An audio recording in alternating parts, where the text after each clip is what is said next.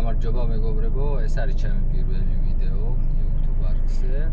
ეხლა მოვედი საწვავის ჩასასხმელად შელის კალონკაზე, სადაც გადავიხდი აპლიკაციით. არც კარტა, არც მსგავსი არაფერი არ არის საჭირო, მხოლოდ აპლიკაცია, რომელიც კომპანიას ეკუთვნის. და გაჩვენებთ ზუსტად როგორ ხდება ეს პროცესი. ეს კონკრეტული გზა წესით ორმხრივია, მაგრამ ჩვენ და სამწუხაროდ ტრაილერების მძღოლებს გულისხმობ, საპარკინგი ადგილები ძალიან ჭირდა, ამიტომ ძალიან გზაზე არიან გაჩერებულები, ალბათ მეც ასე მომიწევს. აი ესეც ჩვენი შელის კალონკა, ჩვენს კომპანიას აქვს ასეთი ფუნქცია, უკონტაქტო გადახდა შეუძლია, ანუ ამ კამერების საშუალებით, რომელიც ჩაყენებულია ყოველ პლატფორმაზე, მივდივართ, ის აფიქსირებს ავტომატურად ჩვენი მანქანის ნომერს და ამის შემდეგ ჩვენი აპლიკაციით შეგვიძლია დიზელის 10+ ჩასხმაც. ეხლა მე თქვენ გაჩვენებთ ზუსტად როგორ ხდება ეს ყველაფერი აპლიკაციის დახმარებით. ვაქნოთ მანქანას, აუცილებლად უნდა ჩავიცვათ, თორემ ერთხელ უკვე გამაბედნიერა ვირუსმა და ორი კვირა უკვე ხველებით ვკვდები. არა უნდა ჩავიცვათ.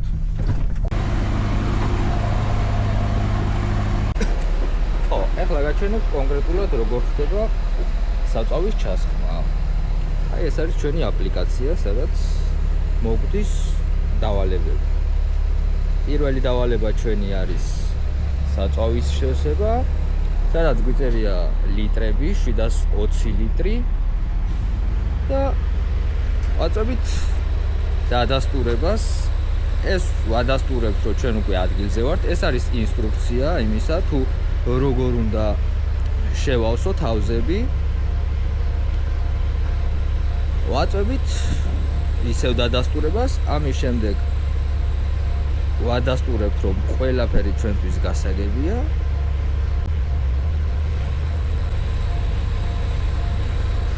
ამის შემდეგ გამოდის ასეთი ორი გრაფა, სადაც პირველი გრაფის თავზე წერია AdBlue, მეორე გრაფის თავზე წერია ბაკი 1.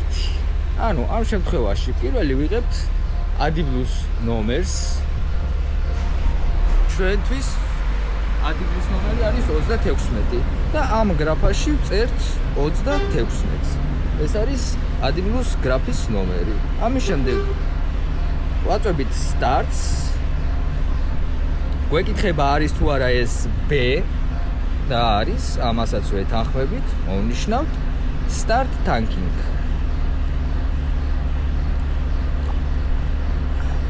ამის შემდეგ ირთვება ასეთი წამზომი, სადაც 2 წუთი გვაქვს, რომ დავიწყოთ ავზის შევსება.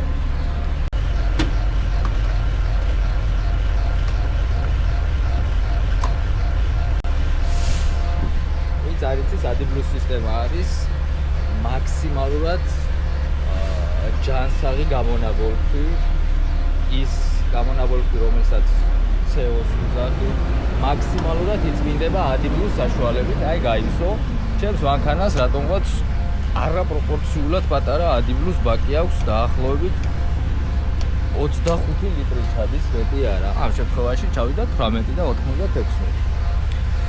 ამის შემდეგ ვაბრუნებთ AdBlue-ს პისტოლეტს და ვიღებთ ჩვენს ტელეფონს. ეს არა. ვიღებთ ჩვენს ტელეფონს და ჩვენს ტელეფონზე უკვე თვითონვეა მითითებული 18 ლიტრი და 96 ის რაოდენობა, რაც ჩვენ ჩავასხით. ამის შემდეგ მივდივართ დიზელის ბაკთან. ეს არ უნდა დაგვავიწყდეს, თორე ერთხელ დამავიწყდა გადაუარე კიდეც. და დავიდეთ დიზელი შევავსოთ. დიზელის ბაკი ცოტა შორს რუო. არა შორს. ისევ წერთ დიზელის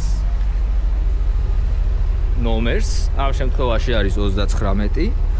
1.39-ს და ვაწვევით starts. ისევ გვეკითხება ეს 39-ია და B კი არის B, ვეთანხმებით რომ ის არის და ვაწვევით starts.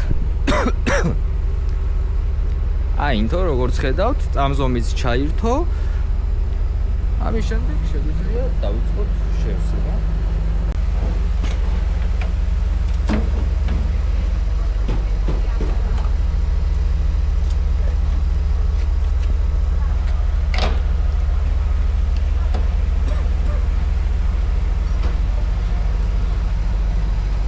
ამ შემთხვევაში ჩვენთან მითითებული იყო 720 ლიტრი, მაგრამ ჩვენს ბაკში ფიზიკურად 650-ზე მეტი არ ჩადის. ამიტომ რასაც ჩაიდევ ჩვენი ბაკი, იმას შევავსებ და შემდეგ გზას გავაგრძელებ. ასევე არის შემთხვევა, როცა ვიწევს ფრიგოს, ეგრეთ წოდებული მაცივრის ბაკის შევსებაც. მისი ტევადობა არის 220 ლიტრი, 210, 230 მაქსიმალური. ამ შემთხვევაში ჩვენ ფრიგოს არ ვავსებთ, რადგან გაინახეთ, რომ თითქმის სავსეა. აუცილებელი პირობაა, როცა მანქანიდან ჩამოდივართ, აუცილებლად ჩაკეტილი უნდა იყოს ჩვენი ავტომობილი, რადგან ეხლა ჩვენ ვართ ბელგიაში და ბელგიაში ყოველთვის არის იმის საშიშროება, რომ ვიღაცა მოვიდეს შენთან საუბარში გაგართოს და ამასობაში შენს კაბინაში მეორე ადამიანი შეძვრეს, რაღაცა მოკპარონ, რაღაცა შეიძლება აგაცალონ. ან უარეს შემთხვევაში შეიძლება მანქანაც აიყვანონ, იმიტომ რომ დაქუქავს და წავა რა შეუშლის ხეს.